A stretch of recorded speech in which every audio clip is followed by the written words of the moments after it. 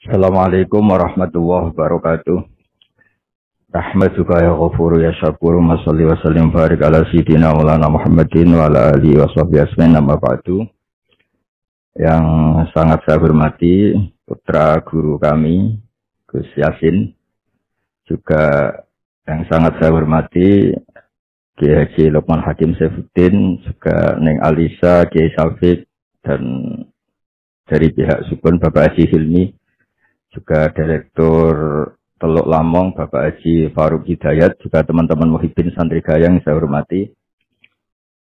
Tadi saya jam 9 pagi tadi ngaji Khataman Bukhari bersama para habaib di Kudus.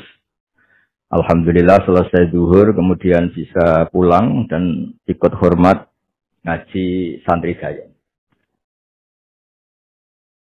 Ada dua kitab besar yang jadi pegangan fi ilmil hadis di hadis, yaitu Bukhari Muslim. Saya alhamdulillah tadi pagi ngaji Bukhari, sekarang saya mau ngaji Sahih Muslim tentang Mi'raj.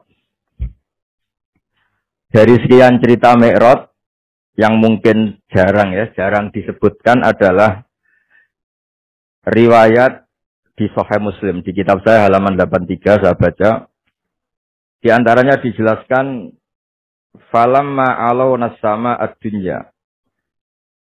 Jadi di peristiwa Mi'raj yang jarang diceritakan orang itu, Rasulullah itu ketemu Nabi Adam.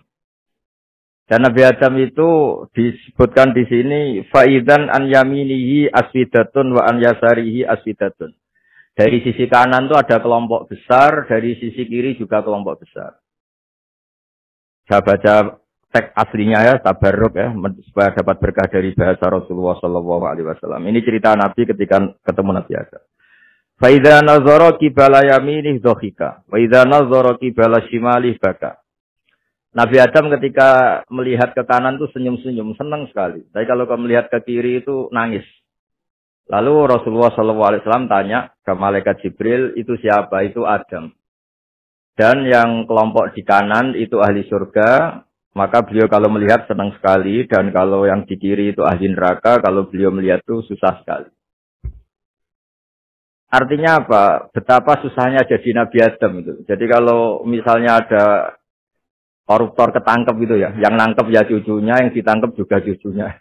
Kalau kita punya anak 10 itu, terus yang satu misalnya nyuri milik temannya, milik saudaranya itu, sing naboi ya anaknya, yang ditabui juga anaknya. Kayak apa tersiksanya seorang Nabi Adam? Karena nggak punya pilihan. Pasti dari sekian kasus dolim dan mazlum, yang mendolimi maupun yang didolimi itu pasti anak cucunya.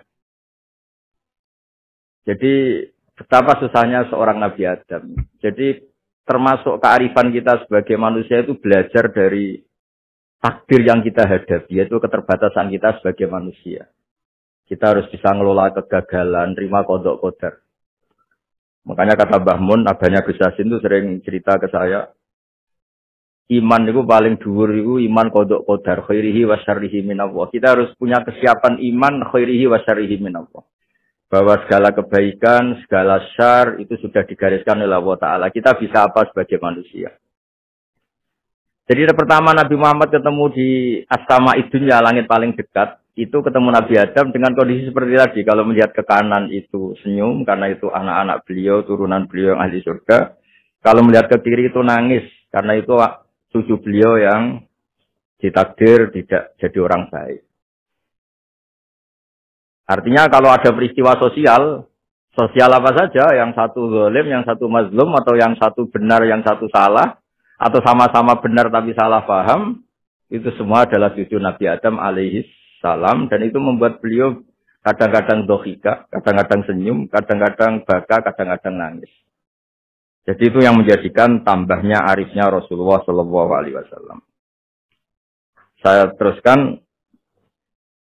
Qultu ya Jibril man hadha qala hadha Adam wa hadhil aswida an yamini wa an shimali nasamu bani.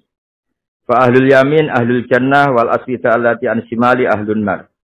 Fa idza nazara qibala yamini dhahika wa idza nazara qibala shimalihi baka. Itu seperti misalnya kita punya anak 5, yang satu sukses jadi profesor doktor atau jadi orang alim, yang satu sekolah saja agak naik, misalnya sudah agak naik, ngentekno dunya itu menghabiskan harta itu kan. Tapi barokahnya itu mungkin kita mau jadi sombong nggak jadi itu karena punya anak yang nggak sukses. Mungkin barokahnya punya anak nggak sukses itu meredam keangkuhan kita, terus kita menjadi orang yang sopan dengan tetangga, dengan orang lain karena dipaksa punya hal-hal yang seperti itu. Jadi semua yang ditakdir Allah kalau kita ridho itu pasti baik. Karena ya kata yang ngarang kitab hikam itu orang tawadhu itu kalau dinasehati pakai teks saja tidak cukup. Kalau punya utang itu tawadhu sendiri gitu. Guyonannya orang-orang kiai gitu gitu. Ada orang sombong. Supaya ada sombong kalau dia ketemu orang yang ngutangin itu pasti sopan sendiri. Jadi kalau dinasehati suruh sopan susah. Tapi kalau ketemu orang yang ngutangin atau ketemu orang yang dia butuh pasti dengan sendirinya sopan sendiri. Atau ketemu orang yang menjadikan anaknya dapat pekerjaan, menjadikan keluarganya dapat job pekerjaan. Pasti dia sopan sendiri karena utang jasa. Nah kalau kita pasti sopan sama orang yang ngutangi kita, yang menolong kita, apalagi dengan Allah Ta'ala yang semua yang kita pakai pasti dari Allah Ta'ala. Dengan demikian sudah keharusan kita sangat-sangat sopan pada Allah Ta'ala. Yang implementasinya dengan sujud dan dengan sholat. Itu juga yang dibawa dari hasil Mi'raj.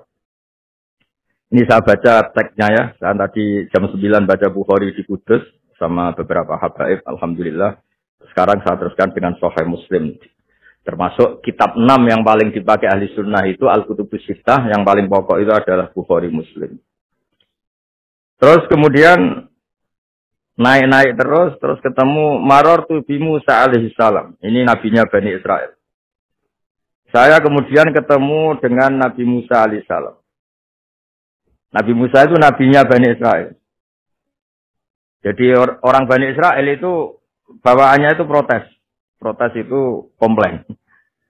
Ketika makomnya beliau dilewati Rasulullah SAW, kelas beliau sebagai nabi, beliau nangis. Ketika nangis ditanya, "Ma yubkika, kenapa engkau nangis ya Musa?" Terus ini saya baca supaya seperti teksnya. Kata Nabi Musa, "Rabbi hadza ghulamun ba'astahu ba'di, yadkhulu min ummatihi al-jannata aktsaru mimma yadkhulu min ummati." Ini lelaki atau nabi junior, nabi yang datangnya setelah saya, mestinya senior saya. Tapi nabi ini sukses, umatnya lebih banyak masuk surga ketimbang saya. Ini yang bikin saya nangis. Jadi pikirannya Nabi Musa kalau beliau senior, beliau lebih dulu ya umatnya lebih banyak masuk surga. Ternyata enggak. Masih banyak umatnya Rasulullah SAW.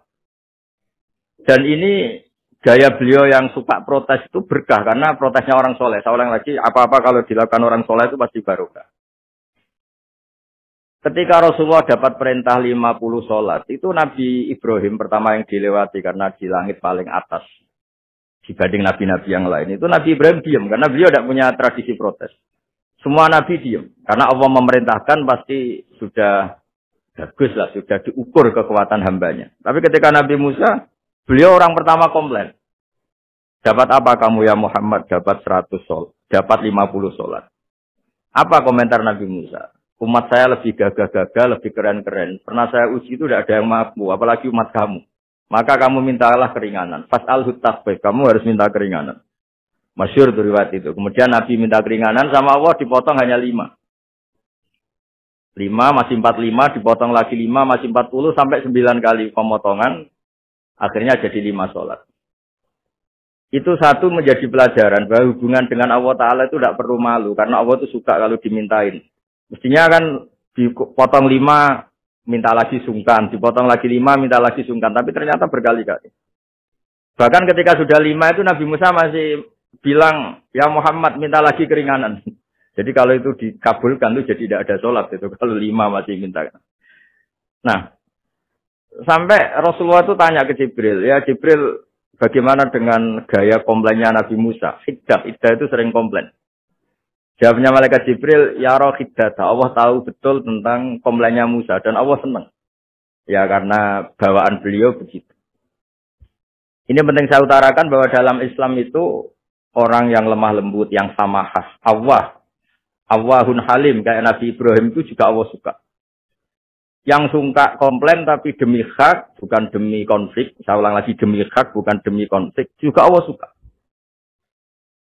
Itu kita menjadi dapat sholat yang hanya 5, itu barokahnya komplainnya Nabi Musa. Karena kita yang lemah ini diukur dengan umat beliau yang kuat. Ternyata umat beliau tidak kuat. Barokahnya tidak kuat itu dipakai tolak ukur, apalagi umatmu yang Muhammad. Kemudian itu yang menjadikan Nabi sebagai orang yang sangat tawaduk, karena yang merintahkan itu senior. Meskipun kita tahu Nabi Muhammad itu Sayyidul Awwalin wal Akhirin. Tapi secara lahir, secara jismani, beliau lahir paling belakang. Dan secara lahir juga beliau Nabi paling terakhir. Jadi secara hukum adab beliau harus sopan. Tentu sopan itu jadi panutan kita. Meskipun kita tahu hakikat beliau adalah Sayyidul Awwalin wal Akhirin. Secara hakikat. Nanti kita bicara lebih jauh tentang jusmani dan rohani. Nah akhirnya keturutan sampai 5 sholat yang kita lakukan sekarang. Itu barokahnya komplainnya Nabi Musa. Banyak di cerita-cerita kitab hadis. Ketika Nabi Musa ngaji sama Nabi Khidir, itu komplainnya Nabi Musa menjadi fikih yang luar biasa, kata kitab Ibnu Hajar al-Asqalani, Fathul Bari. Ketika beliau ngaji sama Nabi Khidir, kemudian Nabi Khidir itu dipinjemin perahu sama masyarakat. Sudah dipinjemin karena beliau majanan ya, dikasih gratis. Tapi di tengah-tengah perjalanan perahunya itu dilubangi. Nabi Musa komplain, akhirat tahal itu friko ahla, masa kamu lubangin padahal kamu naik, nanti gimana, kamu sudah pinjem, nggak bayar, masih merusak lagi, itu apa-apaan. Nabi Khidir ya relax saja, ilmu kamu belum cukup untuk menganalisis ini. Begitu juga ada 3 peristiwa yang Nabi Musa itu selalu komplain. Apa yang dikatakan Ibnu Hajar al-Asqalani itu kitab yang sangat bagus sekali. Justru dengan protes itu Nabi Musa punya kelas di atas Nabi Khidir. Karena orang nggak boleh sukut alal mungkar. Karena secara fikih orang itu tidak boleh mendiamkan suatu yang buruk. Kita tahu dalam aturan fikih, di antara kewajiban kita adalah ingkarul mungkar. Mengingkari suatu yang memang harus diingkari. Ya meskipun tentu tidak dengan sikap destruktif yang merusak dan apa. Tapi yang nggak baik tentu kita ingkari. Perilaku Nabi Khidir yang melubangi perahu yang tidak miliknya, padahal yang punya perahu sudah menonton itu perilaku yang nggak baik. Sehingga Nabi Musa protes. Justru protesnya Nabi Musa ini menjadikan beliau selalu di kelas fikih terbaik, yaitu ingkarul mungkar, mengingkari barang yang harus diingkari. Tapi tentu Nabi Khidir juga nggak salah, karena beliau punya perhitungan. Di depan nanti itu ada begal-begal, ada kekuatan yang nggak baik, yang selalu akan membegal perahu-perahu yang kondisinya sempurna. Nabi Khidir punya perhitungan, kalau ibarat mobil ini spionnya kok nggak dipecah, nggak diambil, itu termasuk mobil bagus, pasti digarong. Tapi gara-gara spionnya dipecah dulu sama Nabi Khidir, terus depannya dilumuri apa supaya agak menarik, ini selamat. Jadi perhitungannya Nabi Khidir, wa kana wara'uhum maliku ya'khudhu kulla safinatin husba. Di beberapa tafsir diartikan safinah solihah, karena di depannya nanti akan ketemu orang-orang yang dolim, yang selalu ngambil perahu-perahu yang bagus. Caranya gimana supaya perahu itu gak diambil? Ya karena mereka hanya ngambil yang bagus, ya dirusak dulu supaya gak bagus. Kalau ya gak bagus nanti lolos dari garong tadi, dari pengambilan secara dolim tadi. Jadi Nabi Khidir gak salah karena ada visi seperti itu. Nabi Musa protes juga gak salah karena memang tugasnya itu ingkarul mungkar, mengingkari barang yang memang gak benar. Nah, di sini seperti yang dikatakan Gus Yasin, kita harus bisa ngelola perbedaan, ngelola beda sudut pandang dan sebagainya. Sehingga kita selalu dapat nikmat Allah Ta'ala, wa allafa baina qulubihim, nikmat yang kita asik, kita hidup asik, nyaman. Doa-doa bapak-bapak saya, guru-guru kita sering ijazahi setiap ketemu teman atau keluarga disuruh berdoa, Allahumma alif baina qulubina wa aslih dzata bainina. Semoga hubungan kita dengan orang lain itu baik-baik saja dan semua konflik kita dibenahi oleh Allah Subhanahu wa taala. Karena kita tidak pernah tahu ya. Kita miskin kadang dianggap problem karena takut membebani tetangga. Tapi kita kaya juga kadang dianggap problem karena orang lain takut kalah dengan kita. Kita tidak pernah tahu cara pandang orang lain. Jadi kadang-kadang kita menang gitu, sama yang senang dikira kita pemikir serius. Tapi sama yang nggak senang dikira kita merengut. Kita guyon, kata yang senang itu luar biasa. Kita dianggap orang yang ceria. Bagi yang nggak senang dianggap arogan. Jadi kita tidak pernah bisa ngelola pikiran orang lain. Nah, barokahnya rahmat Allah yang tidak terbatas, kita seperti ini. Dan itu digambarkan oleh Allah Ta'ala ketika ketemu antar nabi. Cara pandang ya beda-beda. Nabi Ibrahim itu kalau melihat orang yang nggak benar, itu ya ngendikane faman tabi'ani fa innahu minni wa man asani fa innaka ghafurur rahim. Ya Allah, yang ikut saya ya karuan kelompok saya, yang tidak ikut saya semoga engkau banyak mengampuni mereka. Nabi Nuh beda sekali cara pandang. Nabi Isa ubudiyah murni. Ketika melihat orang yang enggak benar, beliau tidak ngambil sikap. Beliau ngendikan intu adzibhum fa innahum ibadu. Kalau engkau siksa nggih monggo Gusti, itu hamba-hamba jenengan, itu terserah jenengan. Wa in taghfir lahum, kalau engkau ampuni nggih monggo, jenengan yang punya pertimbangan lebih bijak. Dan itu yang dalam banyak hadis ketika Rasulullah Shallallahu Alaihi Wasallam melihat umatnya di akhir zaman yang macam-macam, Nabi ngambil sikap kayak sikapnya Nabi Isa. Sebagian riwayat Nabi mengatakan, fa'akulu kama qolal abdus soleh. Saya akan ngambil sikap kayak sikapnya al-abdus soleh. Di hadis itu diredaksikan, yaitu dengan redaksi intu azibum fa'inum ibaduk wa intafir lahum fa'inaka antal azizul hakim. Saya teruskan. Kemudian akhirnya Rasulullah Shallallahu Alaihi Wasallam sampai ke Sidratil Muntaha. Wa ra'aitu Ibrahim alaihi salam wa ana asbahu waladihi. Ketika ketemu Nabi Ibrahim, hubungan Rasulullah itu sangat emosional. Beliau yang pertama diceritakan, saya ketika ketemu Nabi Ibrahim itu senang sekali karena ternyata saya ini cucu beliau, turunan beliau yang paling mirip beliau. Jadi ini unik dari sekian peristiwa besar, peristiwa langit. Kemudian Nabi ada hubungan emosional yang luar biasa ketika ketemu Nabi Ibrahim. Pertama yang dikatakan Nabi, wa ana asbahu waladihi. Saya adalah cucu yang paling mirip beliau. Dan ini kita tahu akhirnya di semua syariat kita, istilah resminya itu anit tabi millata Ibrahim hanifah. Di istilah resmi agama kita, millata abikum Ibrahim. Agama leluhur kamu Ibrahim. Kita ketika baca sholawat, Allahumma sholli ala sayyidina Muhammad, terusannya juga kama sholli ta'ala sayyidina Ibrahim wa ala ali Ibrahim. Dan seterusnya, dan seterusnya. Kemudian, yang terakhir saya cerita secara akidah Ahlussunnah wal Jamaah yang dianut oleh Imam Asy'ari dan Maturidi. Meskipun secara lahir itu Nabi mengalami pertemuan dengan Allah di Sidratil Muntaha, tapi tetap saja kita cara pandang bahwa Allah Ta'ala itu mukhalafatul hawadis. Allah tidak bisa kamu andekan di satu tempat, terus mengalami hal-hal yang kita alami sebagai makhluk. Sebab itu, syirrinya kenapa di surat Isra dimulai dari subhanalladzi. Allah tetap maha suci. Maha suci itu artinya terbebas dari yang kita alami. Allah selalu mukhalafatul hawadis. Allah la yahtaju ila makarin. Allah tidak butuh tempat. Allah tidak butuh waktu. Allah tidak butuh semua. Karena Allah itu qayyum. Allah itu qiyamuhu bi nafsihi, berdiri sendiri. Allah tidak butuh aras. Allah tidak butuh kursi. Tapi eksistensi kursi yang butuh Allah. Allah tidak butuh aras, tidak butuh kursi. Tidak butuh langit. Semuanya itu berdiri karena Allah. Bukan sebaliknya Allah berdiri di atas semuanya. Sehingga kita mulai kecil diajari Allah itu siapa? Al-Qayyum. Kalau bahasa kita, qiyamuhu bi nafsihi. Selalu berdiri sendiri. Dan Allah itu Al-Ghaniyul Mutlaq. Nggak butuh yang lain. Di sini pentingnya selalu Nabi ngendikan subhanallah, subhanallah. Wiridanya tetap Allah itu maha suci. Allah maha besar. Allah maha agung. Dan keagungannya diantara ditandai dia punya sifat yang tidak sifat kita. Dia punya keabadian yang tidak bisa kita miliki. Dia punya semuanya yang tidak kita miliki. Itu sebab itu dimulai subhanalladzi asra bi 'abdi lailam minal masjidil haram. Jadi kata subhana ini maha suci itu maha suci dari tempat, dari waktu, dari apa saja. Meskipun Allah punya adat, punya sunnah memperlakukan hambanya itu dengan logika atau bayangan yang dibayangkan seorang hambanya. Sehingga seakan-akan kita ini ya ketemu, seakan-akan kita bisa ini melihat. Sehingga di surga disebut kita ini melihat Allah. Tapi semua ahli sunnah mengatakan, tapi kamu melihat Allah itu tetap saja bila kaifin walang khisorin. Tidak bisa terus menciri. Menciri itu bisa membatasi sifatnya Allah itu begini-begini, tidak bisa. Tetap Allah itu la tudrikul absar wa huwa yudrikul absar. Tapi kita bisa disebut melihat dengan kemakhlukan kita yang profan. Di surga disebut melihat, tapi bukan melihat yang kayak kita melihat antar makhluk yang terus bisa cerita detail, cerita spesifik, cerita apa tidak bisa. Tetap la tudrikul absar.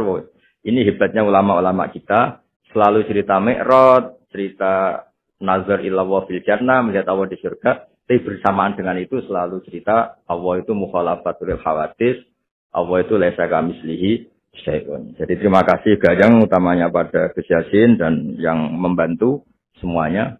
Barokahnya kita ketemu bisa ngaji supaya barokah saya baca teks aslinya di hadisil Isra, karena tadi saya jam 9 sudah baca Bukhari, ini supaya dapat berkah saya ini baca Sahih Muslim. Sekian dan semoga barokah. Assalamualaikum warahmatullahi wabarakatuh.